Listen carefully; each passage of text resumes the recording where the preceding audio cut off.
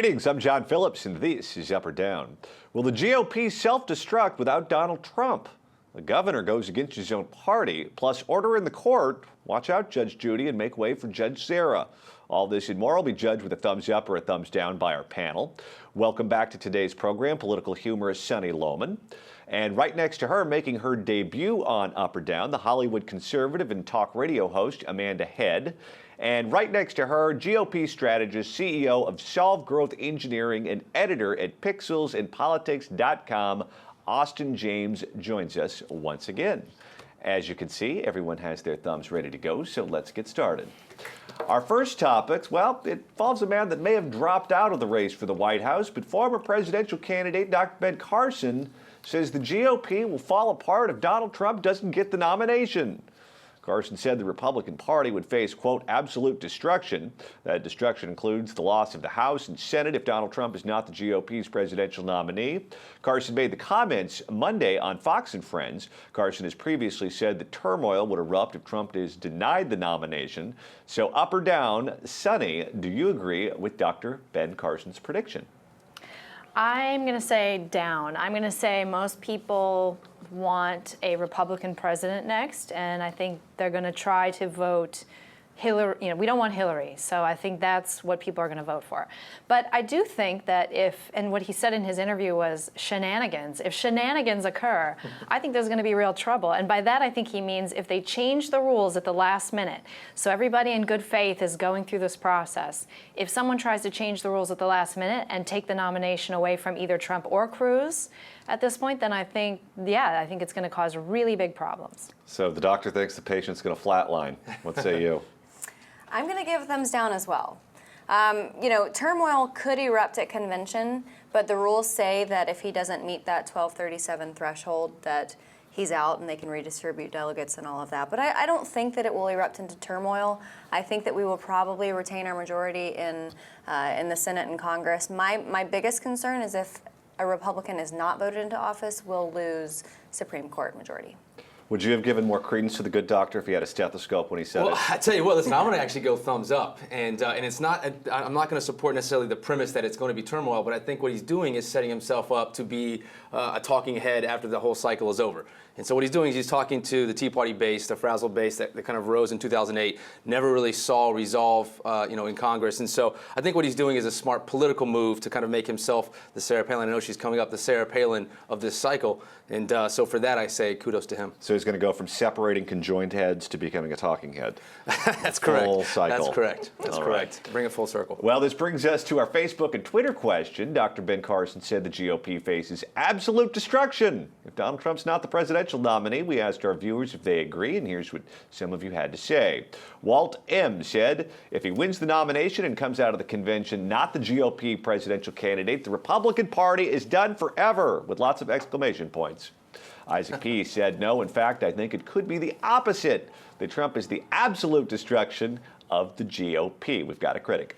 And Patricia W. said, if he wins the needed amount of delegates, he should be the nominee. If not, then it's just up for grabs. I'm all for Trump, but I'll support whoever the nominee is. We cannot let Hillary win. Thank you all for participating. Now on to our second topic. The governor of the Peach State, Georgia, has vetoed the Religious Freedom Bill. The bill would have made it legal for faith-based organizations to refuse service to gays and lesbians over religious beliefs. It also would have been legal to fire an employee who doesn't follow those beliefs. Gay rights groups from across the nation said the measure amounts to legalized discrimination. Hollywood film companies and celebrities said they would boycott doing business in Georgia if the measure was signed. The business boycott of Georgia could have surpassed $2 billion. That's billion with a B. Executives from major corporations like Apple, Disney, Time Warner all called on the governor to veto the bill as well. The NFL said the move could have influenced the state's ability to host championship games. Let's go ahead and take a listen to the governor discussing the veto. I do not think that we have to discriminate against anyone to protect the faith-based community in Georgia, of which I and my family have been a part of for all of our lives. Those who back the bill say they want to revive it next year. That fight would cost taxpayers about $41,000 per day.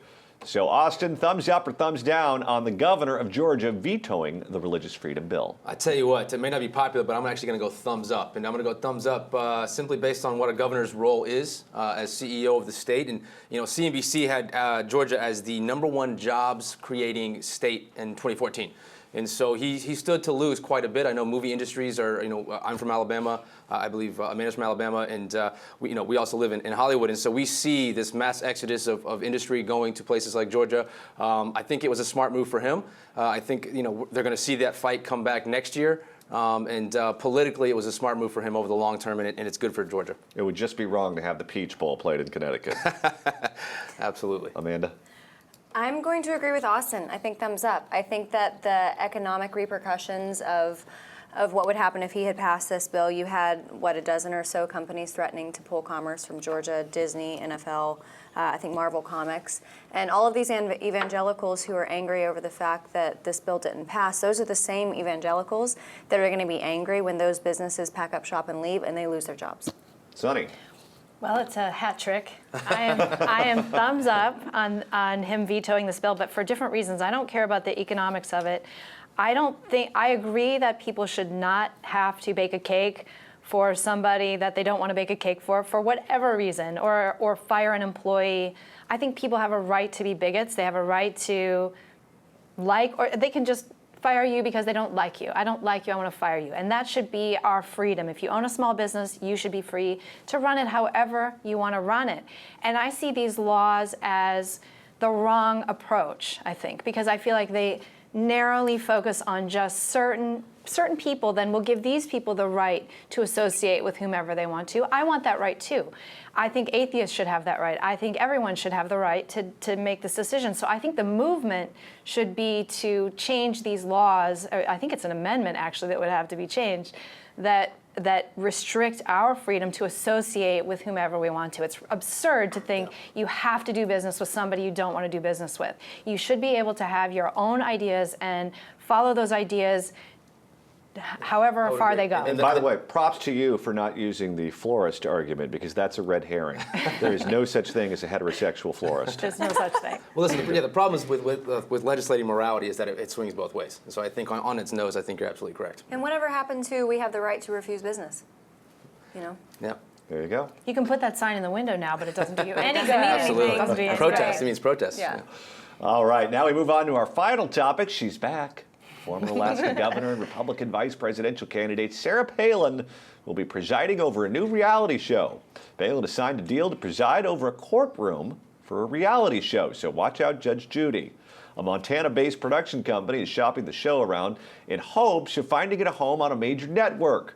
If so, the yet-to-be-named show would premiere as a nationwide syndicated daytime talk show in the fall of 2017. By the way, Palin does not have a legal background.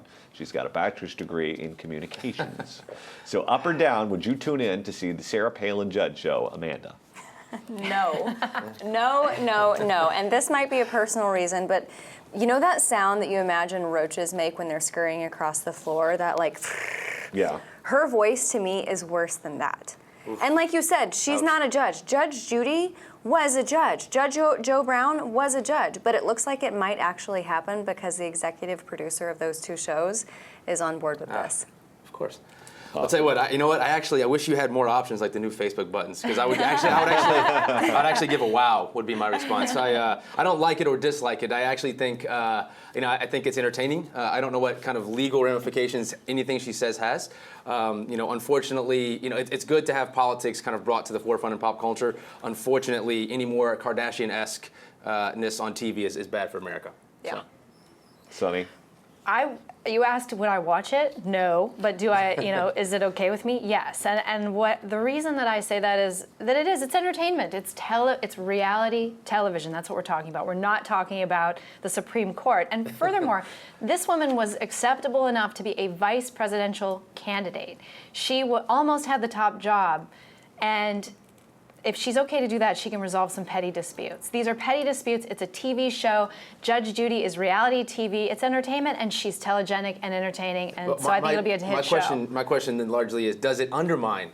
I mean, so you use the validity of the office as a reason to do the show, but does it undermine kind of the whole political process to kind of merge those two worlds. And Why that's a do we question. have bigger standards for a reality show But if she makes than a for ruling- Vice President of the United States? But if she makes a ruling, what does that even mean? She's not a They judge. agree to arbitration, and then they agree to abide by whatever the decision. But she already makes. has That's how those become work. one of the most popular characters of Saturday Night Live. I think there's just a continuation of making fun of the right, and I don't know that it's a win for the party or the movement, but certainly, for her pocketbook, it's a good move. Would be the first time a politician has become a TV judge. Ed Koch, former mayor of New York City, Good point. presided over the People's Court for years and years and right. years. And it's not a judge show, but Jerry Springer was the mayor of That's correct. Cincinnati. That's correct. So lots of former politicians on daytime TV talk. Al Franken is a senator. There you go. That's a thing nice you know. Is he punctuation. qualified to That's a make nice law? Is he punctuation. qualified? Scooby-Doo's up Yeah. next.